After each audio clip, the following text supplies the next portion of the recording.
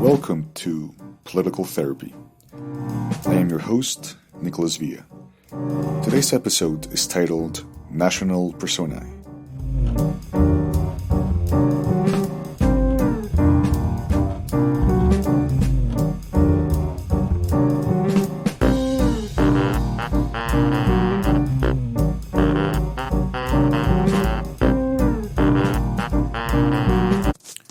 First of all, I want to apologize for not being too regular in the publication of episodes. It's been beyond my control to publish regularly. And second of all, we'll get straight to the point, which is to analyze cultural differences. Cultural differences, of course, have been very much analyzed by both social science and psychology. And I consider that they're also very important to politics and political science. In Germany, for example, just the rumor of plagiarism can make a high-ranking official quit his job. In Colombia, a proven act of having lied regarding secondary education, basically a doctorate degree, passes by completely, or pretty much completely, unnoticed.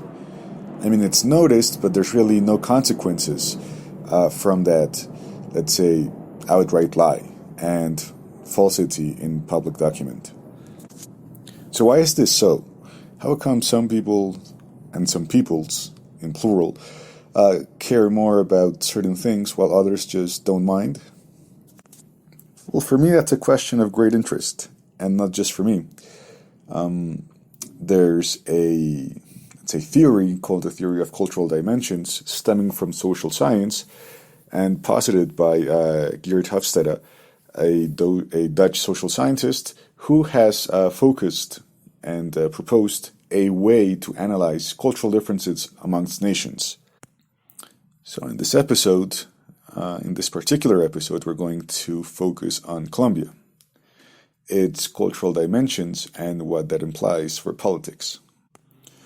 So when one analyzes Colombia through the cultural dimensions, the first thing we can find is power distance, the first dimension, which means the extent to which less powerful members of institutions and organizations within a country expect and accept that power is distributed unequally. So Colombia scores quite high here, and that means that people in Colombian society just accept that inequalities are, basically a fact of life. It's accepted, and it's part of the landscape. This means that the concentration of power is also, pretty much accepted. The second cultural dimension is individualism. And here Colombia is, ranks very low, which means that collectivism is quite accepted in Colombia. What that entails is that people will want to be part of in-groups, roscas they're called here, which translates to loop in Spanish. And, when you're part of that loop, you have to maintain certain, behaviors. You have to accept that loop's way of viewing the world. It's very important to maintain proper relationships within that loop, to belong to that loop, to pretty much show that you belong to that loop. And also, anybody who does not belong to that loop will be seen as an outsider, of course, and perhaps also an enemy, and perhaps not even exist. This is very important for social class relationships in general. Let's not forget that Colombia has a legalized caste system called estrato that goes from 1 to 6, and you belong to one of those stratos, and that's going to imply who you know, what schools you go to, what universities you go to, where you live, and even the way you speak.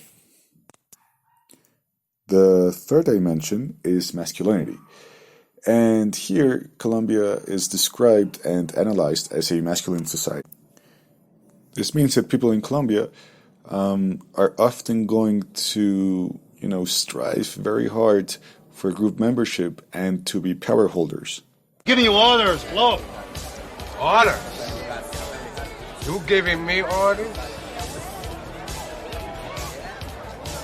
Amigo, the only thing in this world that gives orders is boss.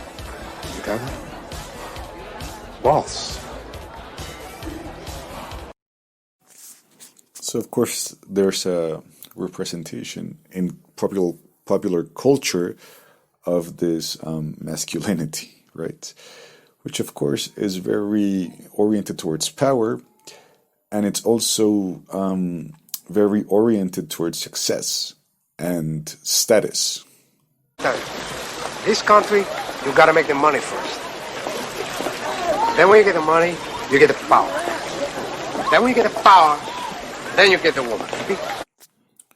Furthermore, from the cultural dimension aspect, Colombia is a nation or a society where people feel very threatened by uncertainty. So Colombia ranks very high on uncertainty avoidance, meaning that changing the status quo is very difficult. There's let's say, a very high regard for conservatism, and social change can only be brought about through a powerful figure of authority, because it's very masculine, that's able to amass a large group of people that can lead them towards change. Also, Colombia doesn't have a long-term orientation. It ranks very low in this dimension, which means there's no real regard for the past, but also not for the future. There's not a high consciousness for history, which is something that is, very widely known and accepted in Colombia, that Colombia forgets very quickly. That Colombia society can be quickly manipulated through emotions, week by week. Scandal of the week. Also, Colombia scores very high in its indulgence dimension, which means people in Colombian society don't really control their desires and impulses, or at least collectively. Let's say Colombia's culture calls upon people to not control their desires and impulses. So that means that there's a high regard to realizing impulses, desires, enjoying life, and having fun, right? And here, of course, there are stereotypical, Colombian public figures who, of course, represent this sort of easygoing, high indulgence way of life. Now, I have no quarrel with this classification. I think it's completely accurate. What's interesting for me is that from the standpoint of gestalt psychotherapy, let's say my tutor called Jorge Llano, a guy who's very much a public figure and, let's say, global figure of gestalt psychotherapy, has and who is Colombian, has described Colombia's character, collectively, as a lustful character.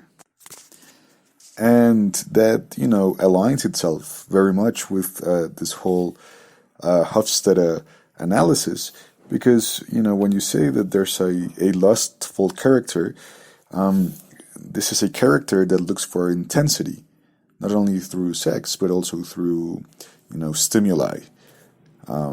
Activity, anxiety, spicy food, high velocity, playing music at a high volume. And he describes Colombia in this manner. The lustful character is a character that consumes a lot of energy, is always in the present, there's no regard for the future, who's looking for intense stimuli. There's an attraction for violence and for risk, and that resonates a lot with the Hofstede social science description of Colombia. So here, Gestalt psychotherapy and social sciences, let's say, resonate and reflect on the same country. So I find that very, very interesting.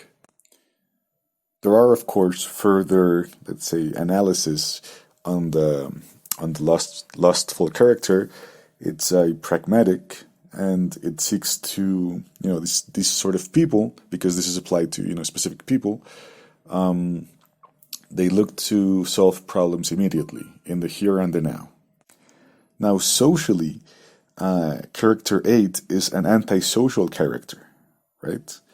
So they're rule breakers, and they like to shape the world, to their own way of thinking, which I think is super interesting because, it's no coincidence that Colombia's most known historical figure is a drug lord who precisely decided not to follow the law and shape the world to his own understanding, indulgences, and points of view.